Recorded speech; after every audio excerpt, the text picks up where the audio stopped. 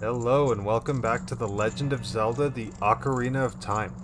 So in the last episode we went through, got a bunch of cutscene stuff out of the way, we got our final two power-ups, which are the equipment upgrade of the golden gauntlets, and we got our defensive ability enhanced. So now we take half damage, which is a nice thing to have, and we did complete one room in the central area here.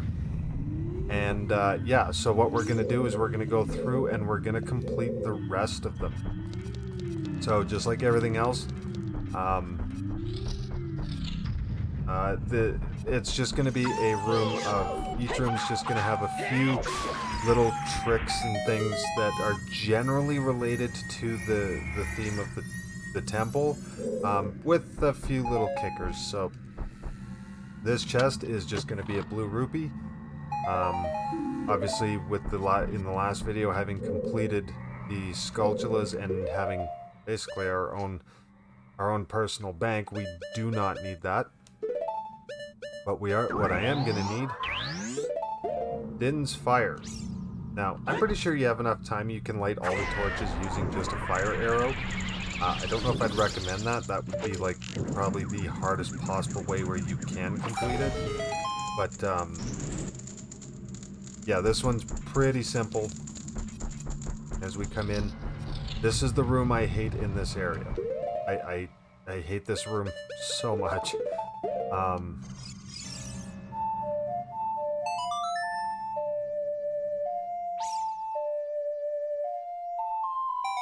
we go. Because the way this room works, we have fans. And fans are the bane of my existence in this game. They push and pull, and they just make everything unnecessarily complicated. But, alas, they're there for a reason. Oh, taking the boots off. I do not want to be slipping and sliding around on these platforms. That guy. Now, the nice thing with the fans, it's not like they create a complete wind tunnel. So once you're below them, you're not going to get pushed around by them at all, so you don't have to worry about that part. But this is one of those rooms where it's very, very intensive on how much you are going to need to go in and out of your screens, and obviously that's just more taxing than anything. Not necessarily difficult. Just feels quite unnecessary.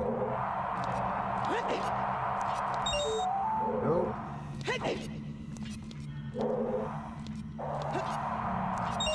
This one. Yeah, if you're unsure in that area, I would recommend just use your hover boots. But yeah, if you really want to save time, just trust rolling and jumping between them. And now we have another one of those yoke things. What I'm gonna do, collect the magic and the, oh, rupees in that one. It didn't feel like I needed anything else.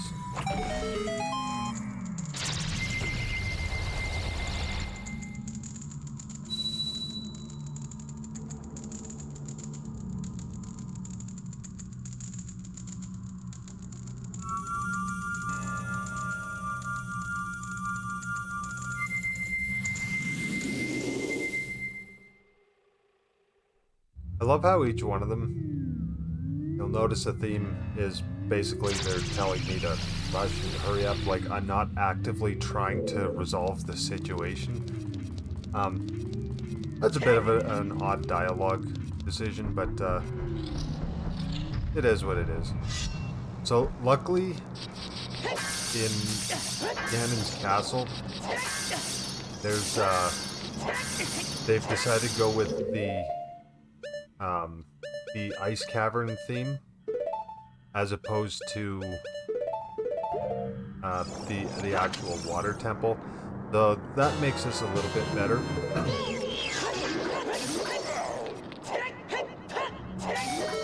Go. That actually unlocked the door. Drop this bad boy off. And I do believe I need to go get a second one, so I'm going to do that now, just to potentially save myself being sidetracked in the next one.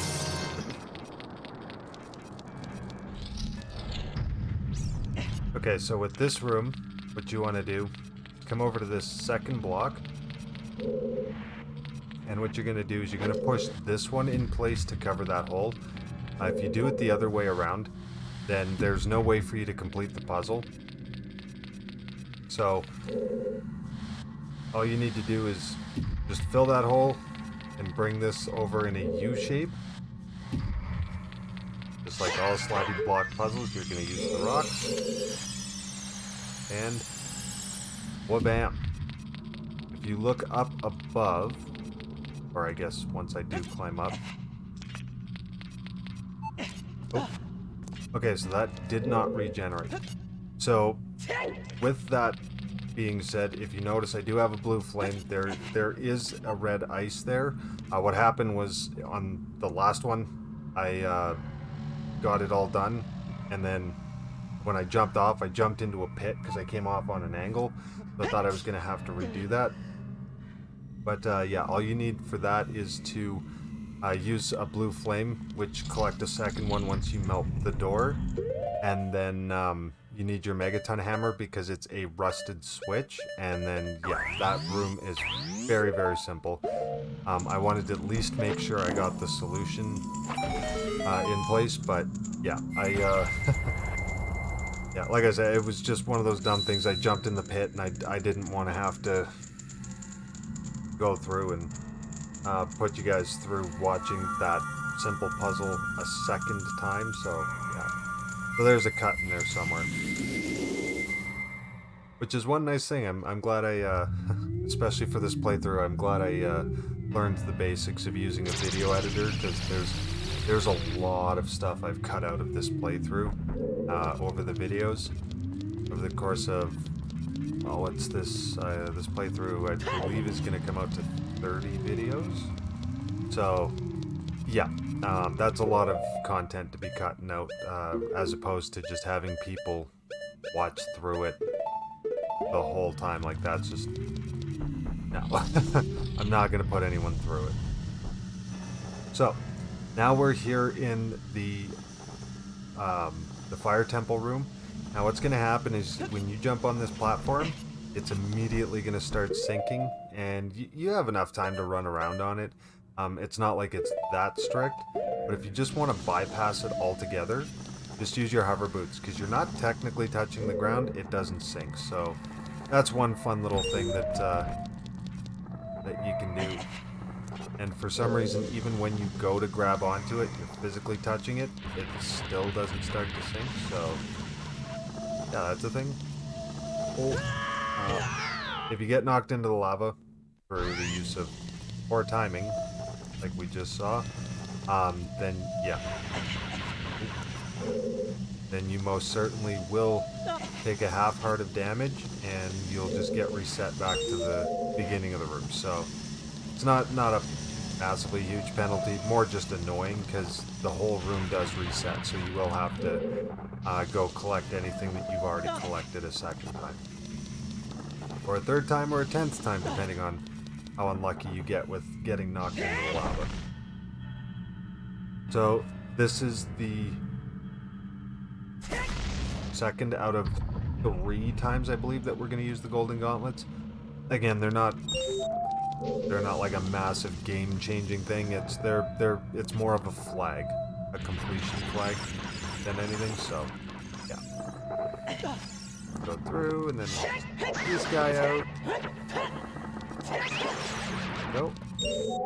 So now the worst one to collect here is this guy, because you don't really have a viable solution to reliably come over there, grab it, and come back, because the collision on this rock is a little bit weird, and yeah, sometimes you'll just fall right into the lava, and then you have to go through and redo it again. So that is a little bit annoying. Really bad design. I would say probably the better bet is once you're over there, maybe just use your normal boots so that you're not going to slide as far, and then you can jump back onto that rock a little bit quicker, and then you might have a little bit more luck. But yeah, like as you could tell, I was not surprised that happened because, again, the collision on that platform is just a little weird.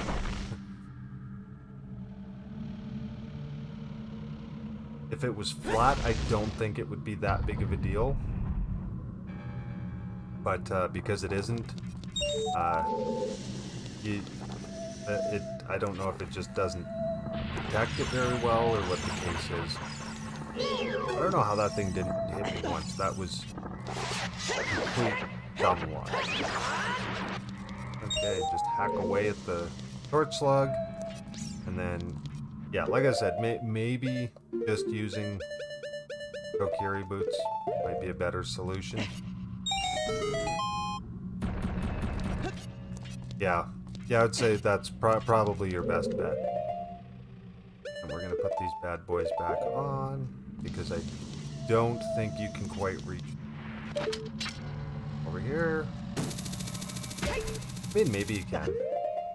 That's one of those things that I've just never tested. And we come back through here. And as always, it's same song. You know, because I need health. That's really a prime concern right now. But yeah, so it's the exact same process, exact same run-of-the-mill.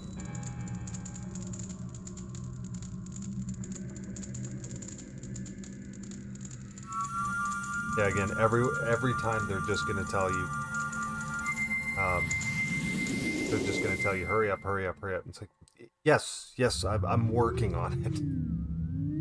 This whole saving the world thing has a couple steps, and it's a little bit of a complicated process.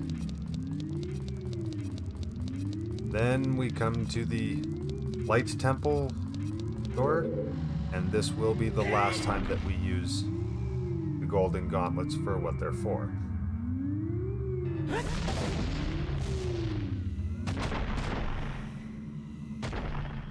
You know, to be perfectly honest, they're completely unnecessary. If you just took those couple rocks out of, like, it really doesn't change a whole lot other than, say, collecting the defensive upgrade. Come on. Go. Because, yeah, other than that, it's just... why? But, I mean, they look cool. So, I'll take it. Alrighty, and we got a small key. So be careful with this, with the Light Temple door, because it is a little bit,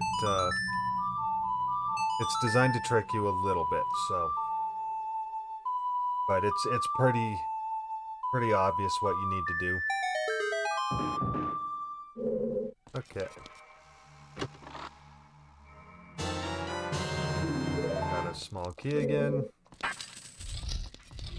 Now this one is annoying. This one is annoying because of the 1 minute timer and the boulders.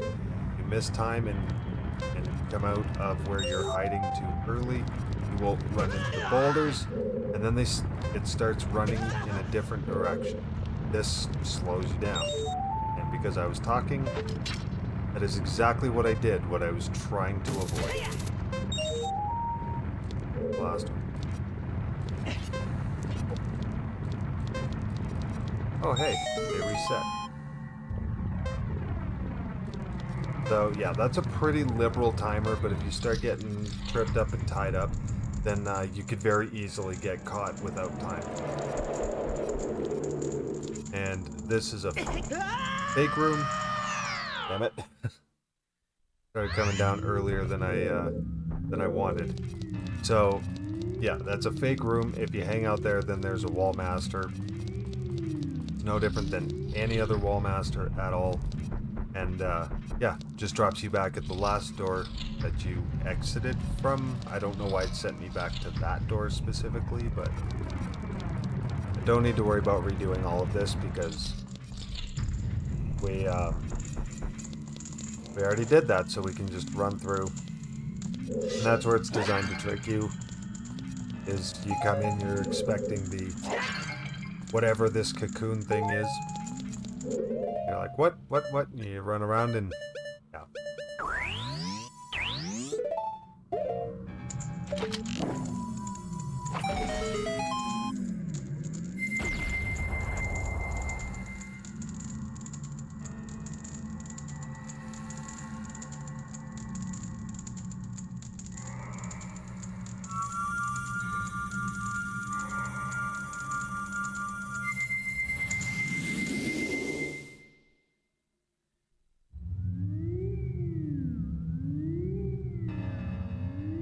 Alrighty. That's the light barrier. And now I believe it's just the spirit barrier now left. Because this is driving me nuts for no reason than a weird OCD reason.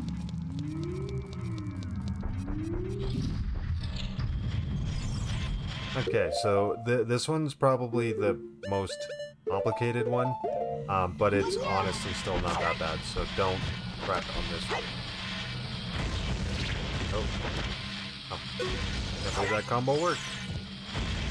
So yeah, just like all the other ones, you can see there's going to be coins to come collect. Then you've got hearts to help you get through it if you're struggling. Which at this point, again, especially if you've done a very complete playthrough, shouldn't be struggling with health too much. Especially if you bother to go get the defensive upgrade. And even if you haven't gone out of your way, like between the temples and your starting amount, you have, what is it, 11 hearts? So yeah, you shouldn't need a whole lot of help in a simple room like this with regards to your health. Now, this is an annoying one. It's not terribly difficult, but again, just kind of annoying. Word slug. Now this switch.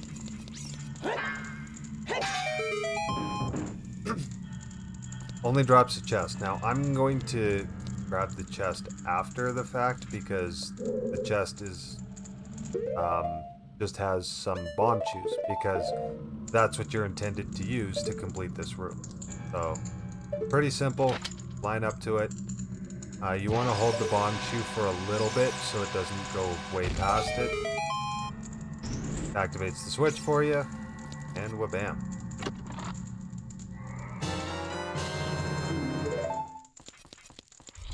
And that chest gives you 20 bomb chews, so that's kind of cool. I think they anticipate people are gonna struggle with that the timing on that a little bit, so they let you have lots. Especially because bomb chews are a little bit scarce to come by. Sidelining going to the bomb chew bowling alley. That's the only infinite way to collect them, so. Now with this one, I do not recall which one is which, so we're gonna figure this out. No, I don't think it's that one. I want to say it's this guy. Nope. So for each one that you're wrong, it's Wall Master and just run around. Not that big of a deal. I want to say it's not one of the ones beside the door. Alright, there we go. Yeah. So I was right, it was one of the ones not beside the door. Just picked the wrong one first. A little bit of magic, and ooh, some Deku nuts. A great early game tool. I talked them up a lot at the beginning of the playthrough. They do eventually use their usefulness to newer items, but Definitely a fantastic tool, especially if you need to slow things down a little bit. Or in the cases of the, I think they're called shaboms, the bubbles that are inside Jabu Jabu. Fantastic for those. That would be speeding the process up.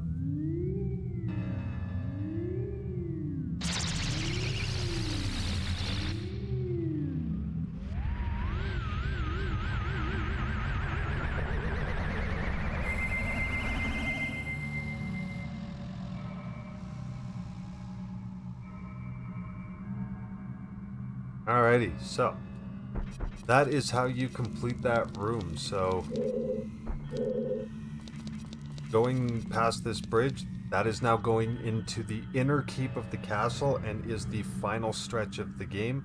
So here's where I'm going to cut things off. And when we go in, it's a bit of a spiral climb. Final battle with big shocker, it's Ganondorf. And then it's the end of the game, and we're going to finally be completed with the Ocarina of Time. So get ready for that. Again, another weird OCD thing, just because. So, yep, when we come back, we are going to go through the final stretch of the game, and yeah, we'll go from there. Thank you so much for the support. If you did like the video, don't forget to drop a like. If you really liked it, don't forget to subscribe on your way over to your next video. And until the next one, thank you and all the best.